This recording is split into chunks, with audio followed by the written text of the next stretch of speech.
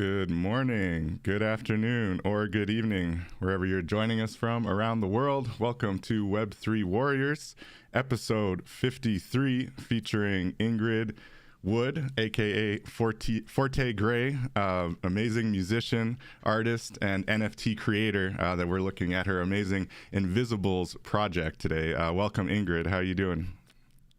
Doing well. Hey, Dave. How are you doing?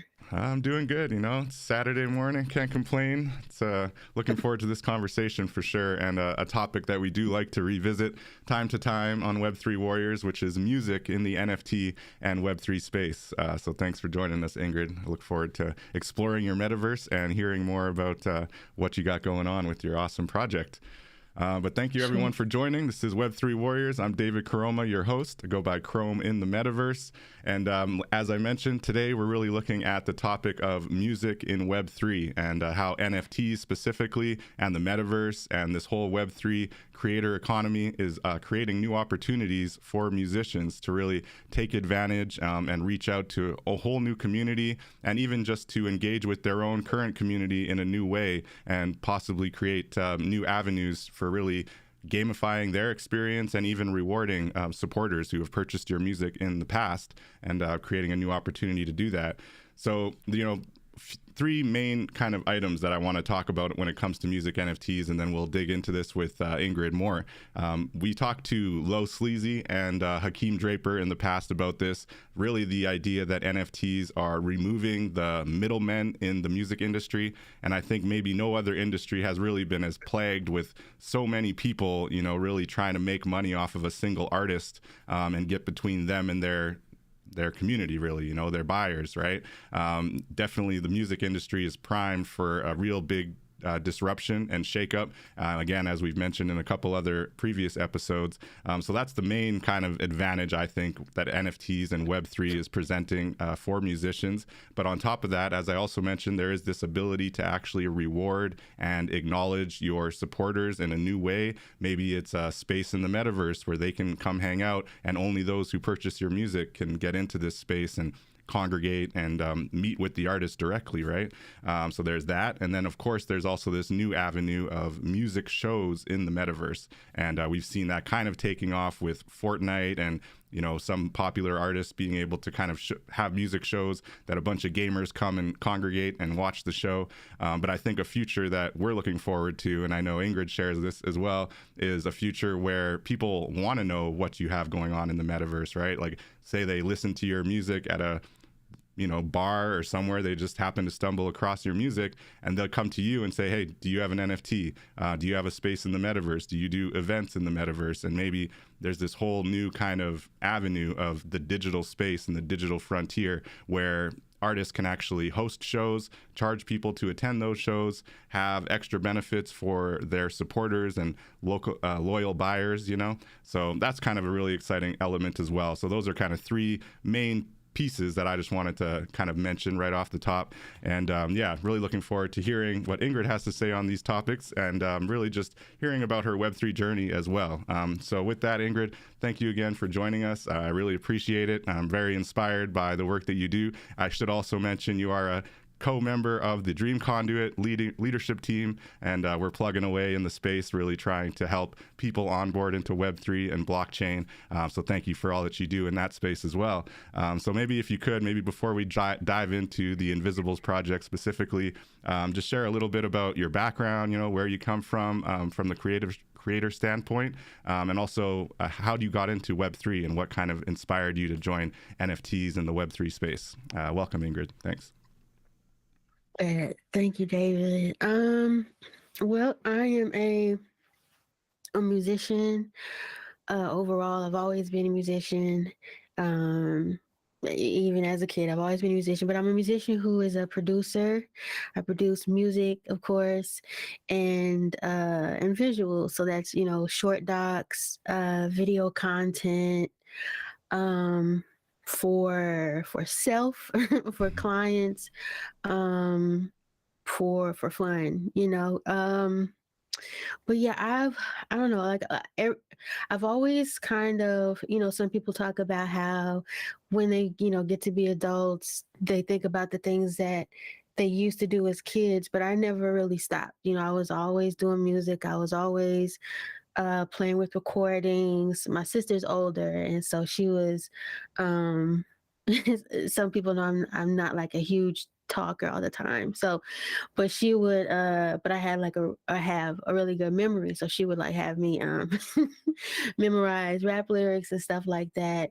But it just kind of got me into just like studying music and creating and recording and I'm young enough or old enough really to have like tried to and I guess I should say my house when I was a kid, my household was really like behind the time. So when everybody had already probably moved on to CDs, we were still with VHS and tape decks and stuff. So I was like, making songs with two recorders and stop, start, all that type of stuff. But I never really stopped, when I was in college. For sciences, I went to Tuskegee. I had a band there. I always did music. I was in the choir there. And that was all, music has always kind of been my icebreaker for things. Um, but I get what kind of fast forward. So I worked as a chemist, but while I was working as a chemist, I knew my plan was just always music and creativity. And so I would finish with my job in the lab and I would go and just make music until I, fell asleep and wake up and do it all over again. Yeah. And that led me to a lot of different things, really. It led me to writing for people, producing for people, touring. Um, and I would take leave of absences I remember one time I took a leave of absence for like 6 weeks and did a tour in Nice. Europe, those type of things. The band, the pandemic, it didn't, I can't say it changed things. It kind of paused things and shifted things. But my band they're my friends from college from Tuskegee, Nice. and a few musician friends that I've made where I'm from. Um, but yeah, I've always just created, and then um, I don't know, it's kind of we talk about leaving out the middleman. Just from my experience in the little bit of industry that I was able to kind of be in from some of the projects and things that I did. It is a lot of gatekeeping. It is a lot of different things. So I've always kind of functioned in my for my music, like I was writing for people, producing for people, but I was the music that I've put out has always been independent.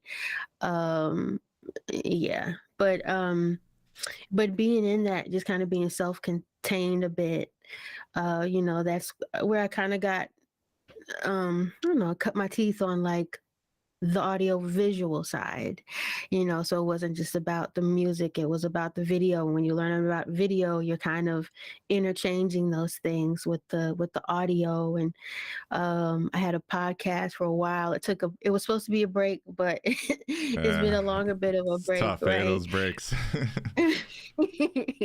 I got to like episode 50, I think, Oh and then I wow. was like, I'll be back. It's taking too much time. I gotta revamp how I do this, and hadn't been back since. Hmm. Um, but yeah, I just always really been a creator.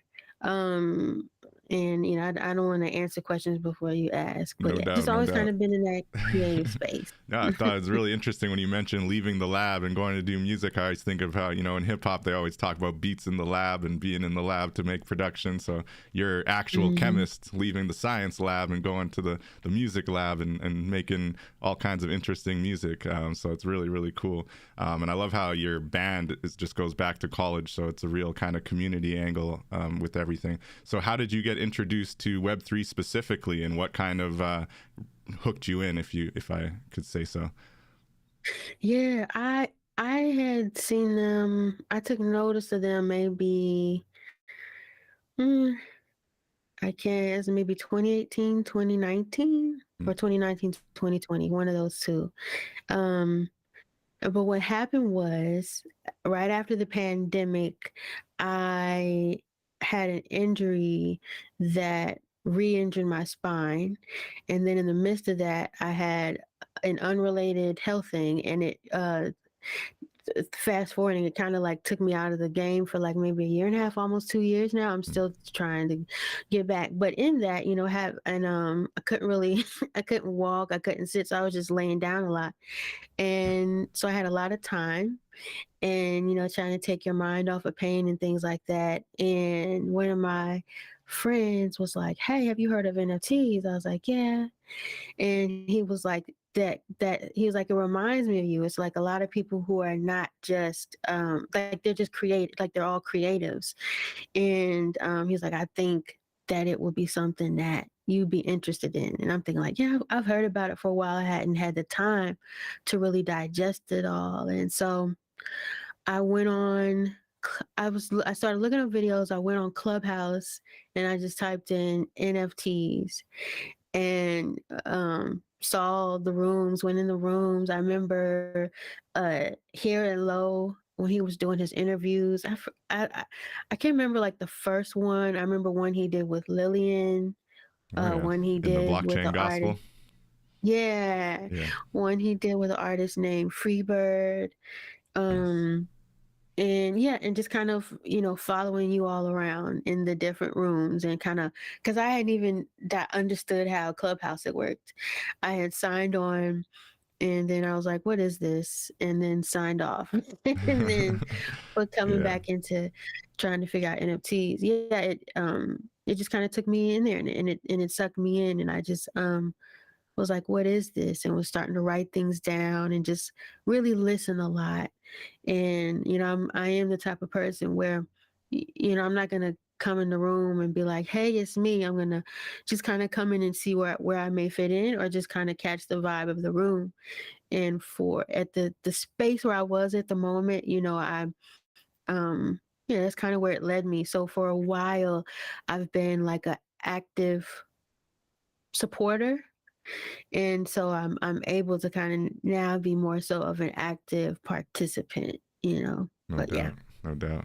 You've definitely been an active supporter, and I always love having our conversations in these rooms. And I know you're very heavily involved in Ope's rooms as well, in the Metaverse News and Oh, those yeah. Metaverse tours, which are really, really cool. I do just want to give a quick mention, anybody who's watching on the live stream, if you do have any questions, anything piques your interest, feel free to chime in with any questions for myself or Ingrid, or any just thoughts and feedback. We do have NFT giveaway for the most thought-provoking question if you have any, so feel free to share. But yeah, I like what you're saying about the community and the NFT kind of space on Clubhouse specifically, and so that kind of lured you in. So let's hear a little bit about the Invisibles project. How did it come to fruition? What inspired it? And what are kind of the pieces that you're working with here? So the Invisibles. It's a I guess it's an abstract portrait, really. But that profile image, the portrait is of an abstract profile image, and that profile image is something that I've painted for, I don't know, probably 10 years. It's the same, but it's different every time, because I draw it different every time. And the background, the canvas is, the canvas is part of it, so the canvas, the background, which is acrylic painted, is different also. But yeah, something that I painted for about 10 years, being in the sciences. I have since been able to leave, and it wasn't like I just left there. I think for 2 or 3 years, because I was usually like flying in or flying out doing different things. And I had finally asked my boss, I was like, could I work like 4 days out of the week and take off either Friday or Monday? I thought he was going to say no. He was like, yeah, fine. And so I eventually transitioned out of there. But in that science world, mistakes could kill somebody. No So, doubt. so you're on it's a lot of pressure. And when you are writing and producing for people, it's hard for me not to put myself into it. But you're up for critique there as well. And so um And there's been things that I have, not received credit for. There's been things that I have not been compensated for. It's all a part of the business, unfortunately. Wow. But yeah, just all that critique and all that pressure. Painting was just something that I never really shared with anybody. It wasn't for sale.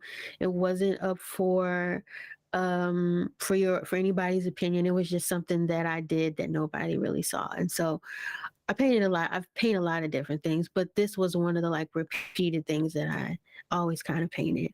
And so that's honestly where it stemmed from. So I've always kind of been painting the invisible. Um, but I don't know. So in particular, that's where, if you're asking where it started from, that's kind of where it started from. The idea. Were you going to say something? I'm sorry, David. I was just going to say it's very neat, and I didn't know that these paintings in the background really were part of your kind of private collection, essentially, that you've been kind of making over the years. Is that what you're saying with acrylic paint?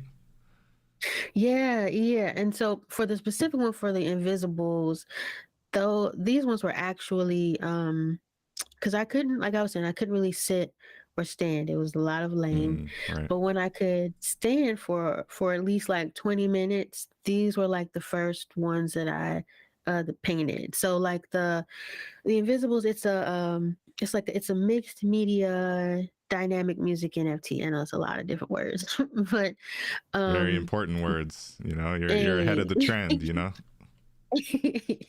but this it's a 3D locket that I created from scratch, and it opens and it reveals the canvas, or it reveals the portrait.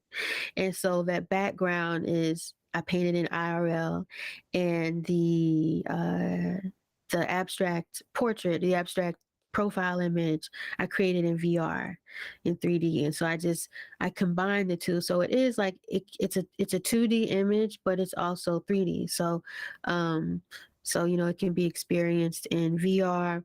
It can be experienced in AR too, of course. I just haven't put that out just yet. But yeah, to answer a long-winded answer to your question, that's kind of where it started from. That's really neat. So basically this line kind of in front of the background is a 3D VR creation. What tool would you use to build something like that? I'm walking around in the spatial metaverse, I should mention, as I'm walking around in these awesome versions of your creations here, Ingrid, that you've pulled into the spatial metaverse. So I'm just kind of showing anybody who's watching on the live stream or in the video later, different options that you've done here. So the 3D piece, you can actually see it standing here in this one corner of the metaverse. So you built this in VR, you said, which would be virtual reality. And what tool would you use to make something like that? So I used Gravity Sketch and Blender. Gravity Sketch and Blender. Blender put it all together. So Blender put it all together, and the lighting and different things like that. But yeah, when I exported them, so you can, if you go, or you can walk around them, on your computer. When you're in VR, you can literally walk around it. And kind of, see it for how I really would like you to experience. Because that was before I had finished them, or really even before I had started, that was one of the goals. Because, we come into this space, we have all these ideas, all these things we want to do. But yeah, one of them was to be able to create something that was a 2D image that you could but that you could be immersed in. So you could have a picture of it on a wall. You could experience it on your computer. You could put your phone up and experience it wherever you are, or you can put your VR headset and, be inside of it in a sense. And this spatial space would work on your phone too? I honestly haven't tried it on my phone. I heard someone say, I think it was K-Bot. Someone mentioned that spatial worked on their phone. No, maybe it wasn't K-Bot. I can't remember, but I haven't tried it yet myself, but this is really, really cool. So looking at the 3D piece that you built in VR, and then on this one, you've got like little like blades of grass in front of it as well. And then I think you took a picture of the whole scene. So you've got your acrylic painting on the background, you got the kind of blades of grass, and then you've got this 3D kind of statue that you made in VR. And then even your signature is floating there as a kind of like digital asset, which is really cool. So I was just curious, did you set them all up like this and then like kind of take a picture of it? Is that how you create the 2D image? Yeah. So that's without like having like a pair like an essay of how it was put together or how you should sort of experience it. Yeah, I was just kind of showing like the different aspects of it. So yeah, how at the two ends of the gallery, that's how all of them are.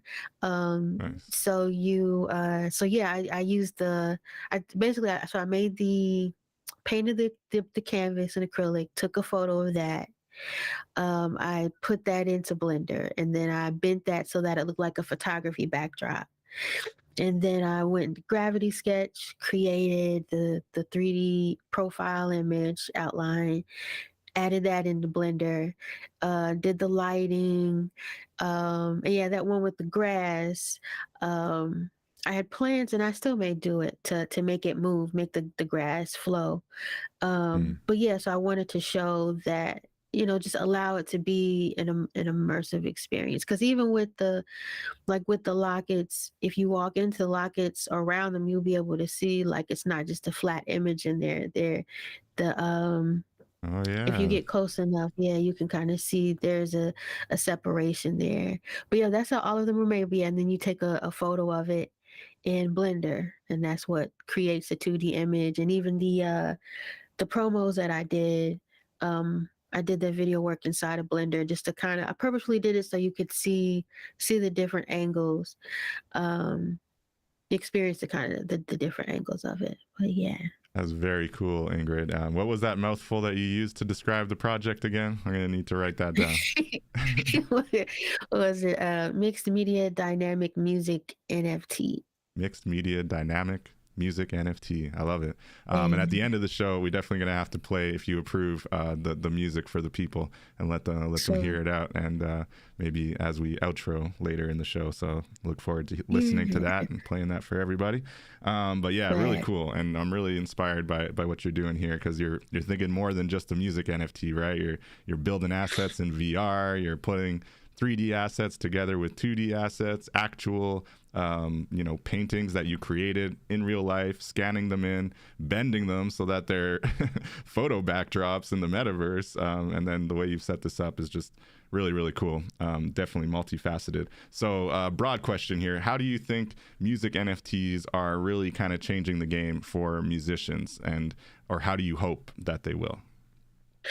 Um, I'll start out by saying this. So like I said, I've been an active supporter, right? And without doing some sort of sob story, um, like I said, I physically it was a lot, um, but one of the random health issue that came on with that, it affected my vision.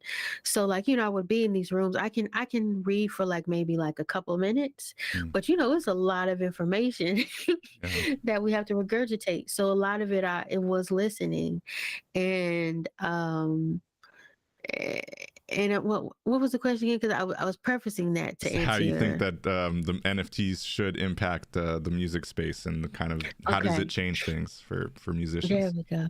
Yeah, okay. So, and this is what I mean by like I was a huge supporter because physically, financially, that's where I had to be. I was in a waiting season of just having to be a supporter of a lot of things I couldn't see, couldn't do, couldn't move. Um, so now that I'm an active participant, what I realize is, we can read stuff all day long, but until we're actually implementing it, um, that's really where you finding it out. So I'm doing that long preface to say I can honestly say I'm in like the beginning stages of that. But from what I have seen, even for like when I look at my dropping the invisibles, um I really wanted to. I had 28. 28 is a favorite number of mine. Um, but I Nice. wanted that number because, uh, as the older that we get, we realize, just our interactions with people, right? And so, um, it's been cool to see who vibes with you even when you can't do anything for them, you know. And so No. that's saying, I forget the exact words, but like, how do you treat somebody that you don't need?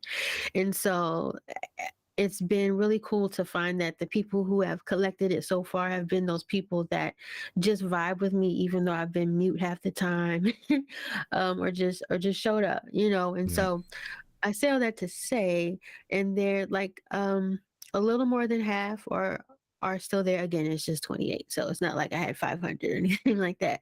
But You gotta to give start somewhere, perspective, you know. right, right. But to give perspective, like and it's, well, you can lie and say it's not about the money, but you know, you do place a monetary value on something. But to give perspective, and you can see on Etherscan the what I what's been collected so far, and I haven't even touched it, but what's been collected so far was more than I made as an independent musician in maybe like 5 years. And I know that Wow. would sound crazy, Hmm. right? If you look on Etherscan and you see that amount, but like being an independent musician is, you know, like I would pay for drive a 12 passenger van. I'm in my studio now. My band would fly here. They would help me pack up everything because we would go to a venue where we had to bring our own sound, set up our own sound, Pay for you rent, know, right? perform. After you're done, you couldn't even like say hey to the people because now you gotta hurry up and get your stuff together so nobody walks off, you know. And you can't see it, but all my stuff has like pink tape on it, so if I see something walking out the door, I can see it. But it's just like you're putting all this time, all this effort. I would always be in the red, you know, and you got to pay your band members. And I would always, when I was working, it was easier because I knew what was coming every 2 weeks. Right, So right. I didn't have to pay my, we would get paid so little, you know. But yeah, between that, I was always in the red when it came to being an independent performing musician. And honestly, I really performed so that people could hear my songs and be like, "Oh, who was that?" Or "Did she write this?" And it worked out. That was an equation that worked out. Um, but yeah, I say all that to say, eh, you know, being a musician is expensive, on your time, on your money, on your relationships, and so I was just saying that to give a perspective of, what 14, 15 people invested or collected, rather, not invested, but collected, and were invested in me as a person, as an artist. Hmm. And it was more of a compensation than than 5 years worth of traveling and doing 2 or 3 hour shows and trying to sell music. And it's just, yeah, Well, I it think raises. Go ahead. I was going to say at the beginning of the show, you mentioned also though that there are those added benefits of that, putting in that work, right? Putting in that time, despite not getting the monetary compensation that you would like or that you definitely deserve, right? So there's Yeah. definitely something to be said about the fact that a project like this, even though your band came out, you pulled together an amazing piece of music, right? And I'm sure there were all kind of costs that came into the production and creation of that, but at the same time, there is relatively low overhead, to your point, right? So being able to put out something on the blockchain and really reap like 95% of the benefit, the revenue that comes in, is definitely a huge opportunity, right? But I just want to mention that also a lot of that work you're doing on the back end and everything that you did leading up to this project that maybe you weren't as compensated for helped you be able to create this, right? So it's kind of Yeah. interesting how maybe all of that energy that a lot of creators have spent, honing their craft, building it, trying to get a bigger audience, but, you know, maybe not being able to get that compensation that they hope for, can lead to this, you know, and you can channel all of that experience and education and creative energy into your project on the blockchain, and then, you know, send it out to the world. And like you said, 14 people can make the impact of hundreds in a club or something, right? Or even more, maybe. Yeah, So it's a really interesting kind of for contrast sure. there. Yeah, and that's and cut me off if yeah, but and that's kind of like yeah, that is the part about it. Like it is not, and yeah, I don't if I had to do it all over again that way, I would say some things I'd probably be like, ugh. But yeah, it is like, you know, you're learning how to deal with people, you're learning how to work under pressure, you're learning how to have zero and make something out of nothing, you're learning how to, yeah. So it's, No doubt. yeah, I don't complain about it. It's just it is all a part of it. I think I've heard people say Ofe says like how long it take, you know, these overnight sensations are not overnight. Right. Like they're Exactly. overnight for everybody else, but they've been doing it. And I remember, and this, I don't know when this was. Remember, well, when Migos when they had first got popular, and I was like, I bet, you know, this was years ago, and I went on their Instagram and I scrolled and scrolled and scrolled and scrolled for a long time, and it was like, yeah, it proves my point. I was just doing this for myself, like they've been doing this, Exactly. you know, and then yeah, Putting but in yeah, that okay, I'm sweat stop. equity, right? Yeah, And hindsight's always 2020. So looking back, I'm sure there's some things you'd be like, oh, why did I do that? You know, yeah, but hopefully it's some key learnings. So I did want to hit on absolutely. that point about the number 28. I'm very curious if there's any specific numerology reason or anything, you know, your experience that led you to that number and why you like that number. But also just the minting process of your NFT. Maybe you could walk us through that. So why 28? And then how did you mint the NFT? For sure. So 28 is the day of the month that I was born into the world. All right. All So right. that's what 28 is. Yeah. And so for any weirdos who are good, I never use that in any passwords or anything. So No. Okay. so don't even try that. Try to crack a code. But yeah. But yeah, so that's all that is. It's Mhm. and then also a lot of times I'll see like the number 28 randomly. I was checking to see if I see it now. I don't, but yeah, I'll see it randomly throughout the day. Like it at least 3 times, at least 3 or 4 times out of a day. I'll randomly walk past the clock and see that number. Nice. Nice. And I felt like it was a good number that wasn't too large and wasn't too small, because you know the collectors of the Genesis pieces pieces are they're gonna hold like a special place, you know, for uh for while I'm on this earth and while I'm, you know, able to create and do things. Those people are gonna hold a special place, That's beautiful. and have I'm access to count myself lucky specific to be things. one of those people. Hey. Let's go. Let's go. So Oh, looking you at the said minting process, right? There's a lot of layers you have here. You know, you got 3D assets, you've got all the pieces put together, and then you've got the amazing music on top of that that kind of wraps it all up in a nice bow.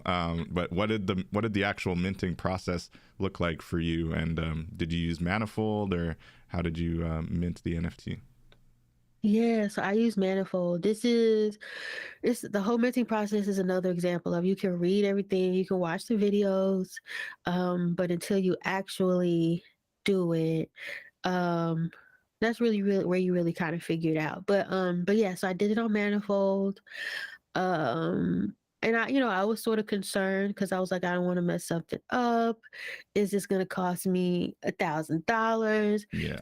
Um, yeah, what is this process gonna be? It was a lot of uncertainty, and the help the help that I had intended to ask for, um, I didn't really ask, and then it was just kind of everybody was busy and it was a holidays time, so it was just like, okay, I'm not waiting. I'm just gonna figure this out, and hopefully this won't be a big mistake or an expensive mistake here Right. and there.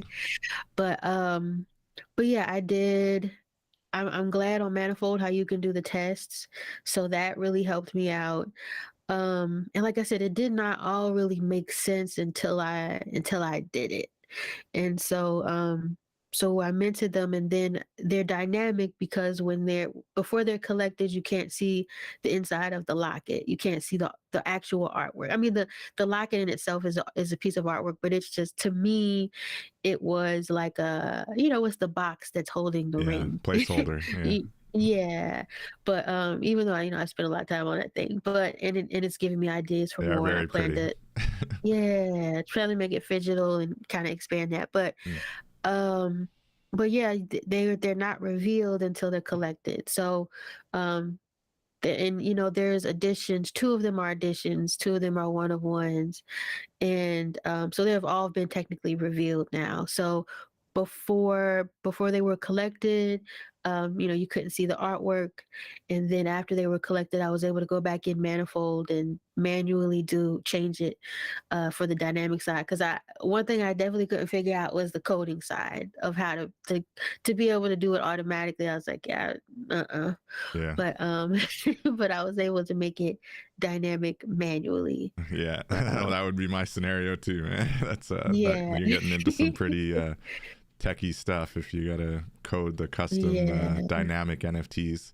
But it is still for sure. dynamic, which is definitely with the trend as well, right? The fact that it changes after being collected and is really cool. And playing around with the metadata is not something a lot of NFT creators are not quite there. So you're ahead of the game there, Ingrid, for sure. So I'm walking around. Sorry. No, no, go ahead. I was going to say, I'm walking around this beautiful spatial space that you've set up really nicely and curated with your awesome artwork and the different colors, different variations of your Invisibles NFTs. So do you have any broader plans for the metaverse with this project specifically? Yeah, what are your thoughts on the metaverse and how you plan to utilize these NFTs in the metaverse, if there are any? Yeah, so there so I'm gonna release so these won't be the only ones. These is the Genesis ones are special for us. It's the first. Um there's only 28 of them. And like I said, so these token holders are gonna have specific experiences, access to things, on out. But yeah, but I am gonna put invisibles on, try them on different platform, not try, but place them on different platforms, maybe even different blockchains.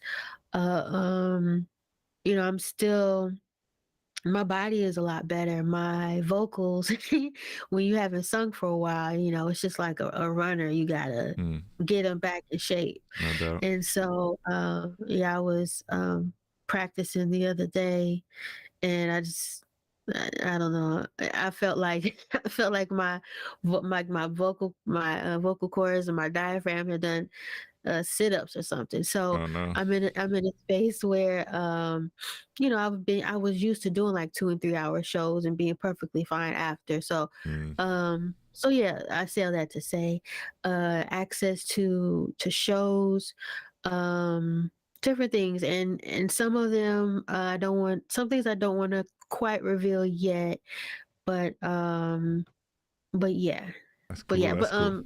but yeah, yeah. So you do foresee kind of different perks and maybe special access VIP for your holders at future metaverse events. Oh yeah. Cool, cool. Yep. And would you have made this? I think you mentioned Blender, right? So as a 3D asset in Blender, would it be difficult to port this over to say voxels or maybe even to like Decentraland? Like, do you see a future where maybe you can showcase the same NFT project, but using the digital assets maybe slightly customized just so that they can be brought into other metaverse options? Have you thought about that, or is it something you'd be open Y- to?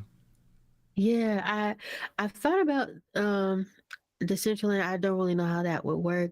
With voxels, yes. I was trying to have it have a voxel version of it, a voxel chain, but invisible. Didn't have it ready for the launch. Um but yeah, because basically you can. take these things that you create in Gravity Sketch or Blender. You can put them in Magic of Voxels. It doesn't change the coloring, and sometimes the formatting is different, depending on how That's large cool. and things like that. But go ahead, what were you saying? I was gonna say I didn't know you could do that. I didn't know you could actually drop a Blender file just right into Magic of Voxels. Does it just automatically voxelize it, or yeah? Yeah, Okay. yeah, it voxelizes it. Because I'm working on, it is a specific chain. I'm working on a specific jewelry chain, and I'm gonna make a voxels version of it. Well, actually, that one is already done. Nice. But it was it chopped it all up. So I had to like reconfigure it. Lex had to help me figure that out. Ope had to help me figure that out because people don't know Ope is like a Magic of Voxels whiz too. Really? Yeah. Nice. Yeah, Hope to have her and on the so show next week. So I look forward to oh hearing all man, about her metaverse escapades. yeah, yeah, because well, not to give her, well, not, she may not want me to I'll let her tell her process, but yeah, you can take your things that you make in Blender and put them in Magic of Voxels. It will change it up. The Mhm. color, you have to figure you have to redo that, but Right. yeah, And lighting and stuff wouldn't apply probably, or be different.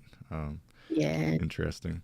So you mentioned definitely some perks in the metaverse, but what about at IRL events, right? So this music that comes with this, as everyone will be able to listen to at the end of the show, has some really awesome kind of live music vibes, right? Like a full band. A lot of the music that I have collected personally so far on the blockchain has been much more your typical hip hop beats. Shout out to Akeem Draper. He's got some pretty cool instrumental stuff out there as well. But in general, a lot more kind of basic synthesizer, like, stuff people make on their own machine, but not a full band. So that was really cool that you had that. So I couldn't help but think, IRL, when do I get to see this whole band and Ingrid singing live? And will this NFT get me any kind of perks when I'm there, Yeah, all of that. Yes, Yeah, yes, nice. and yes, yeah. So, yeah. So live, for sure.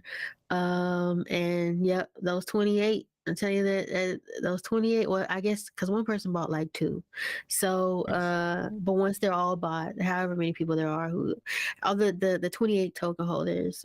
Yeah, y'all will definitely have a different access experience.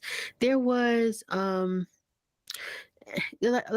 I said, this space was just it just all made sense for me because um like 2015 I was tired of promoters. I Hmm. was tired of yeah, it was just ridiculous. And so I was just like I'm just going to do online concerts for a while, and it wasn't like people weren't doing online concerts and stuff or online shows, but they were and they weren't. And I was having a conversation with Lex about this yesterday. I'm really big on sound, and so even then I had found it's gone. And ironically, they they closed down shop right before the pandemic, and they probably would have thrived. But it was this place called Concert Window, Oh. and you can have an online show, sell merch, what it all in the one space. It wasn't almost, it was a live show. Everything you would have at a live show, Hmm. people could buy your CDs or your MP3s or your t-shirts, Wow. all these different things, and have a live show. And so I'm not foreign to that aspect of performing online. So there will be that. But yeah, IRL will be cool. Cause yeah, I get this, the song is live, right? This one, Right. that's the title of the song. This one is the title song.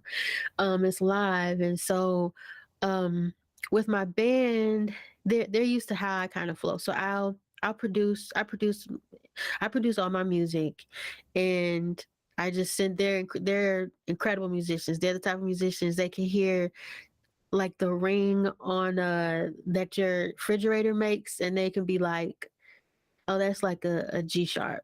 Shoot. And so like That's beautiful. That's a they're special super kind of tight. science, a special kind of like Yeah. alchemy. These musicians, some of them just are on that Yeah. wavelength. I don't know how they do it.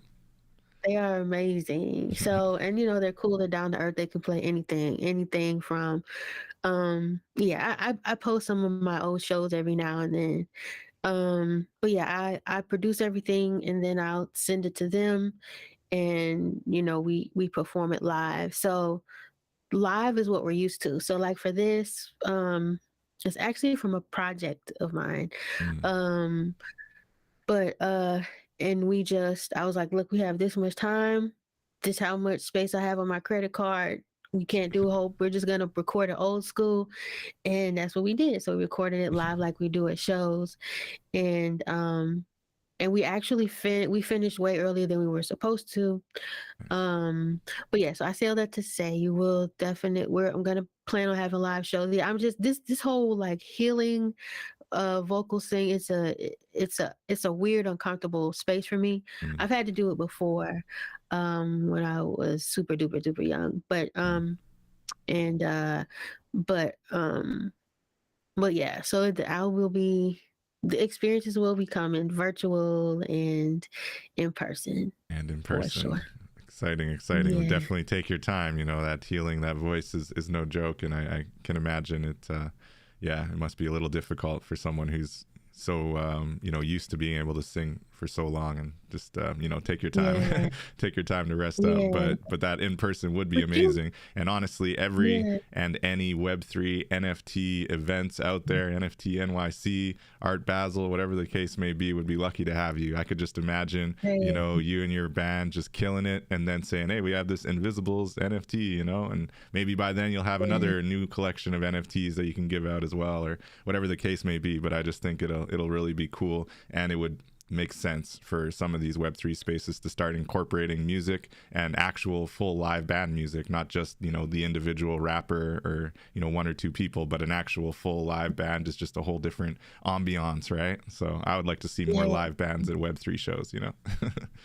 But yeah, because I mean, yeah, and I'll make this short. Like the whole in the Invisibles piece, like it really, it's for people who feel invisible, who have been treated as invisible. Being a female, being a person of color, a woman who's Black.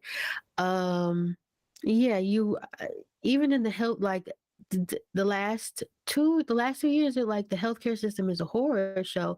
They don't believe in Black Oh, women. it's a mess, man. And what believe people. I mean, it's rough for everybody, to be honest, but for Black women, Hmm.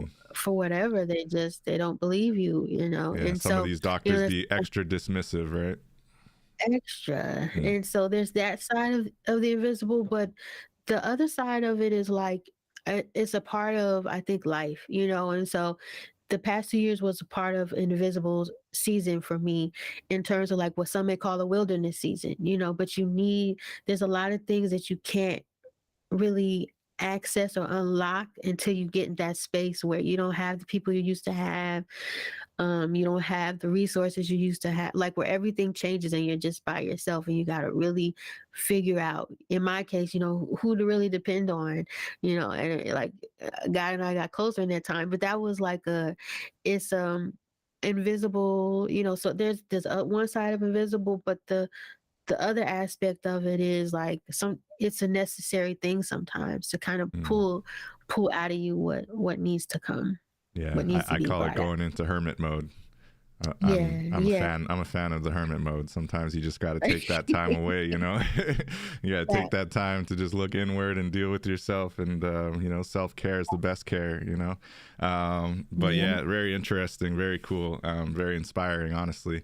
And I definitely wish you the quickest, speediest recovery and health, on that vocal side, and any other health concerns. Yeah. So I was just curious, looking at the fact that you did use the whole band in there, and I think you mentioned, so was it something you had already recorded, or did you re-record it specifically for the NFT?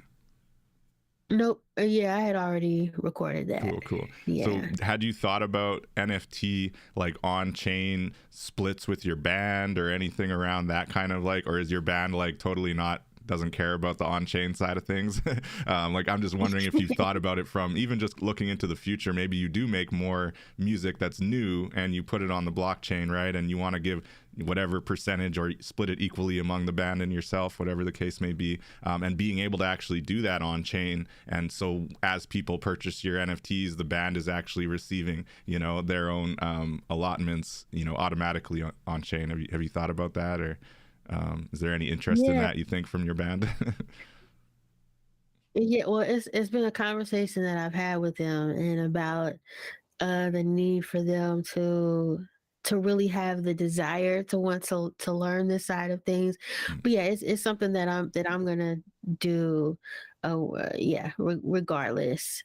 nice. Um, yeah, yeah. So So yeah, it's a whether they conversation that know we it or have not, you're setting up wallets for them. pretty much. Yeah, well, I won't do that, but I'm gonna see who's on, who you know where we are at. But yeah, eventually, hopefully, everybody will be as we like to say sovereign and That's have it. that piece figured out. You know, like I can't hold your hand, but I'm here. I will definitely show you how to do this stuff. But yeah, Nice. um, yeah. Cause I talked. There's a friend of mine who's a rapper and producer, really good. And I was like, would you be? He was like, I want to do some music this year. I was like, would you be willing to do it on the blockchain? He was like, yeah, I'll Nice. do it on the blockchain. So That's what's up. yeah, yeah. You're spreading the good word. uh, so what is your band? What are your bandmates' kind of reaction already, like currently, to just NFTs in general? Do they see the value in it? Are they, you know, standoffish or just like impartial? They they just don't know enough about it.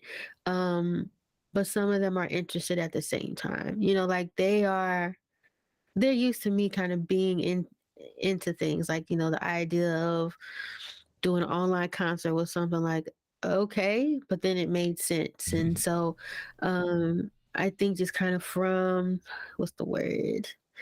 Uh from my track record, I guess, of things that I have been into. I think there's a trust there in terms of like she's not leading us into a dark hole, Right. but but I am stressing the need for them to be sovereign in this. You know that there's a higher level of responsibility that they have, because I mean not to put them whatever, but they are.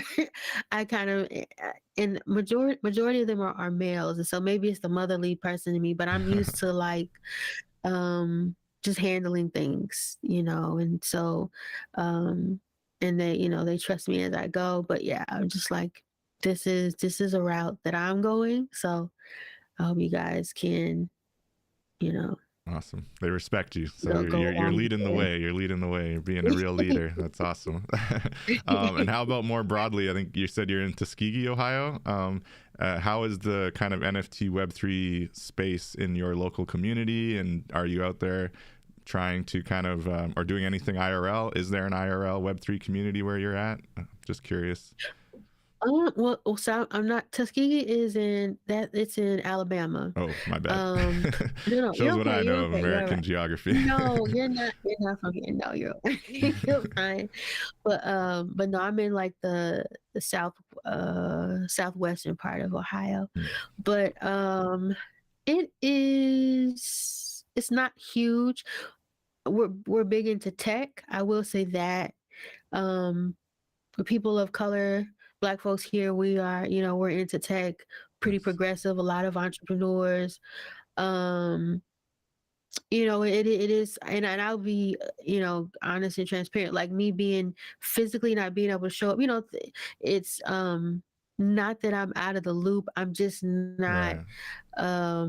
you know, in the places to kind of hear those conversations a lot. But from the things that a lot of tech things happen here, but it's not a lot of blockchain. There was um a well known store here that had an NFT project. I could kind of tell that they didn't necessarily know weren't, you know But exactly it's what they nice were when you have doing. that discerning eye, right? We're starting, we Yeah, can but sniff it from far away. It's yeah, like, you don't know what you're doing. right. Right, but but it was cool for them to like be in it. It's Right. just, you know, as sovereign as you are with yourself, you can't lead people into somewhere where they're gonna, regret going because you didn't guide them well either. No doubt. So yeah, So maybe on it's that tip of guiding people in this Web3 space as we're winding down here, I don't know if anyone has any questions from the chat. Shout out to Sasha.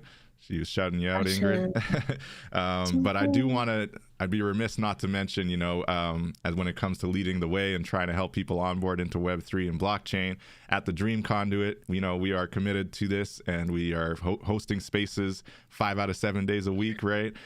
So I'm just curious, how do you feel about that angle? We're both on we both work with the Dream Conduit and help out, but how do you feel about onboarding in general and the work we're doing at the Dream Conduit? Just, obviously it's a bear market, obviously, maybe the sentiment out there is not immensely positive, but how important do you think it is to still be kind of plugging away and trying to onboard new people into the space? I think it's important. I think it's important to be mindful of how it's done. I don't think you were able to be in the room that day, but Kendall, she got started minting her first NFT in the room, Oh, wow. and I had to pop out for a second, and I came back in, and I was like, "Wait, we were talking about it. Now she's in here," but everybody was in there helping her, and kind of guiding her through and showing her what it meant. I had to go, and I knew it was like 5 o'clock in the morning for Liana, so I did kind of interrupt, and I was like, I said, "Hey, let's take this into the Discord, maybe, because it'll be, potentially," but then somebody else came in and they said she was on the description part per se, and they were like, this is important. You need to take your time Right. and really think. So I say that to say, it's important to onboard. It's important to be intentional with how you do it, because like I said, you don't want somebody to make a mistake and have that be on your conscience. We are our own individuals, our own people, but yeah, because this is it's not a space where everything is just right there for you. It's there, but you got to dig for it, or you got to listen to something for 4 hours, or you got to come to 10 rooms to really grasp, like, oh, that's, cracking is with a K, like you got to, it's like different things. You can go to the wrong cracking, like, Yeah, you go to the wrong link, you're hooped, all right, and they're yeah, smart with those links too. They'll make it like one yeah, little letter off, and they'll get your wallet. Yeah, no, right, for sure. I think security wise and just community wise, yeah, I'm sorry I missed that room with Kendall. She's an awesome member of the yeah. community for sure, and that's cool that she was doing that live IRL. Really cool, really cool. And I agree with everything you're saying there. So as somebody who's kind of walking around in VR very often, how do you feel about the adoption of VR, and the where the kind of metaverse is evolving to? Do you think that the VR metaverse is going to ultimately kind of win the day, or do you think that more accessible kind of mobile and even desktop kind of metaverse spaces are still going to be kind of the more popular option into the future? I think it can all be a little cumbersome, only because I think people take for granted some of the access a lot of us have to the internet, and things of that nature. And so for somebody, struggling, no, I won't say struggling, for somebody who may not have be able to have an internet connection, for you to talk about a VR headset may be kind of like, what are you talking about? Right. So so I think, and then like the price points, is not always an accessible price point for everybody. They upped the headset of the one that everybody knows about, um, in like a significant price point raise. And so I think, between the price barriers and the access to internet, it may take a little bit of a while, even though I love VR. Um, it's been it's been really helpful in my in my healing journey, is Right. for a lot of different reasons. Um, I'm not really. if I'm not really sure. I think AR is cool also, but you and I talked about it. It really wears on your cell phone, and Yeah, it's an experience that it could stand some, improvement technologically. Um, but yeah, I think I think some people don't realize how much how much I can't figure out how to say it, so it may come out wrong, but how much lack of access people have to like the internet. for sure. Um, but it is something that, man, like if a whole school had VR headsets, how much would it, somebody could think about changing from wanting to be uh I don't know, whatever profession they may have thought of, to being like, hey, I could build 3D assets, or I could Right. build these worlds, or I could have a career in something that at first my parents just think I'm wasting my time doing, or um and have a community around it. None of that where word gets used, whatever. But people are important to the process as Most well. definitely. Yeah. Whole new world of opportunities for sure. And I think some of those best creative endeavors are the ones that your parents think you're wasting your time on, you know. And I showed you 10, 20 years later as I'm selling my 3D assets for thousands of dollars each, you know. No, it's Yeah. definitely exciting. Well, it's been a really amazing conversation. I'm learning a lot, and I'm really looking forward to kind of your next level of NFT projects, and even especially the in-person or the metaverse events where I get to hear your live band and really be able to listen to all of the And music that you've got. And I think you've got an impressive catalog, right? So you just took this one song, which is This One, you said is the name of the song, right? That's on this mhm. NFT. What was the project that you pulled it from before we let the listeners hear it? Yeah, it's from a project called This One. It's well, no, it's my bad. It's from a project called Going Live in Five. Nice. Yeah, by Ingrid Woode and the Wood Tribe Orchestra. But yep, Going Live in Five. And I didn't touch on it, but with the film, the video side, I'm gonna do different things, like have web series, um and I don't know. I'm gonna have music in there as well, but just access to that for token holders, ahead of time before the public gets to see it, or whereas the public may have to wait each week to see something, they may have like the whole series available to them, like a Netflix type of feel. Um, That's awesome. but and like scavenger hunts, it's kind of cool. I hear people talking about scavenger hunts. What people have been talking about before, NFTs and stuff like that. But during the pandemic, there was like a musical scavenger hunt that I kind of wanted to get involved or get people involved with. So I'm interested in implementing that in Web3. So Nice. so that'll be pretty cool. And new projects as well. Like, yeah, and the thing, well, that is the cool thing about Web3 and independent artists. A lot of people have never heard the music. It's just been the small sector of people that heard it. But there's more people that have never heard it than people who have. And so, Exactly. but yeah, there's new music coming. I'm doing this thing where I produce a song a day. It's not a full song. It's just just the production of it. But You're going to put those so on the yeah. chain? Yep. Nice. And I won't give it all away, but yeah, it'll some fun things happening now that I'm able to function, back to normal for real. That's So super exciting. I'm really happy for you, Ingrid, and definitely look forward to seeing those live performances when you're ready and fully healed. Whether they're live in real life or in the metaverse, it'll be really yeah. exciting. So this is This One from the Going Live in Five. Is that what you said the project's called?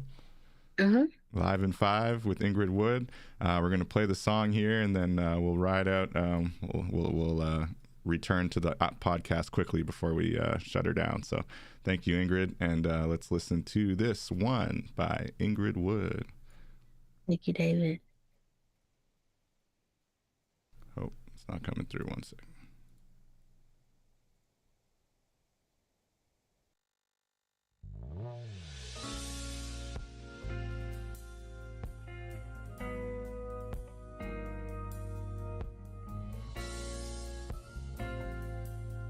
coming through okay.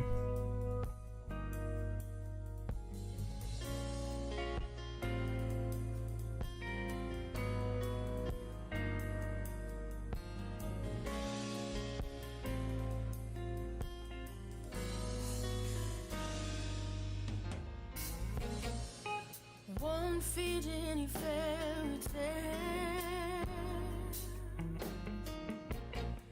like everyone's gonna wish you well.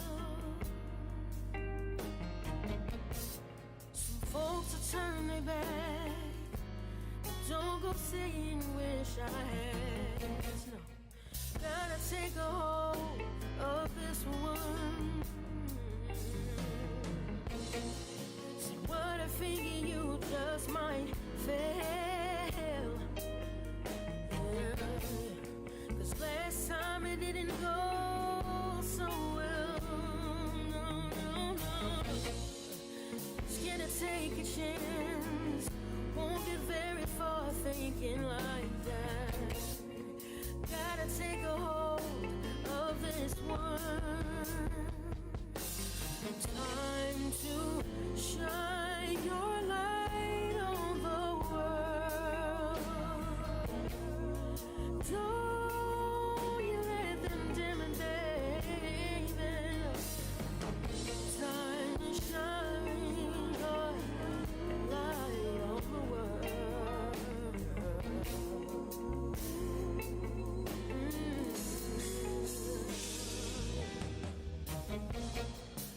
Never thought I'd have to say farewell. Sometimes God's will will make it hard to swallow that pill. Play it in my mind over and over. Take a sip of thinking about it, make me sober. Never had a friend like that one. No, no, no, no. But now it's my time, yeah, yeah, yeah, to let my light shine. Found something you know it's quite hard to discover.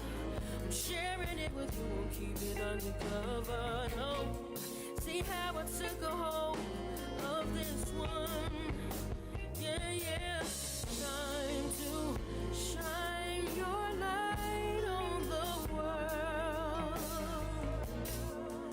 Don't you let them dim it, baby. No, no. Time to shine your light on the world. Don't you let them dim it, baby. Whoa.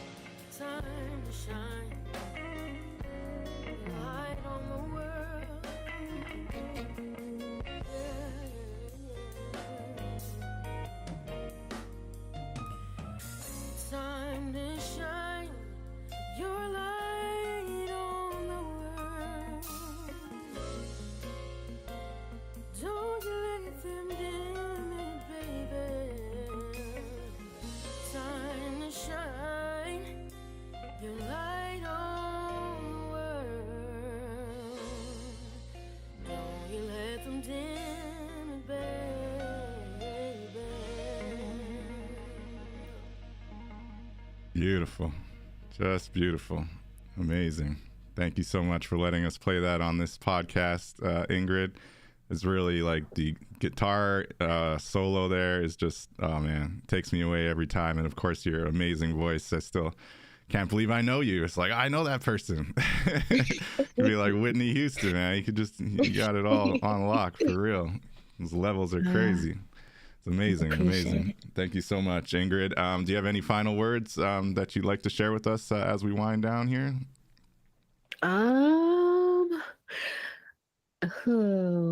Yeah, just well, one, thank you, David, so much. Appreciate you bringing me on here. And you know, as Lo talks about all the time, be sovereign. Step outside of yourself, think about your why. And in the words of Andre 3000, what does he say? Protect your heart. Yeah. That's it. Protect your heart. Protect your heart. So that amazing music that we just heard is live on the blockchain. I believe she said there's still 14 left. So you can find them on OpenSea. Just search up NVZBL. That's NVZBLS. And you'll find them there. The Invisibles Project by Forté Gray. Thank you so much, Ingrid, for joining us. I'm really excited about what the future holds for you and all of your shows that you're going to have going IRL in the metaverse. And as a holder of this amazing Invisibles project, I'll get some perks that I can look forward to as well. But thank you so much, Ingrid. I really appreciate you. Thank you, David. I appreciate you so much. So until next week, we'll catch you all in the metaverse.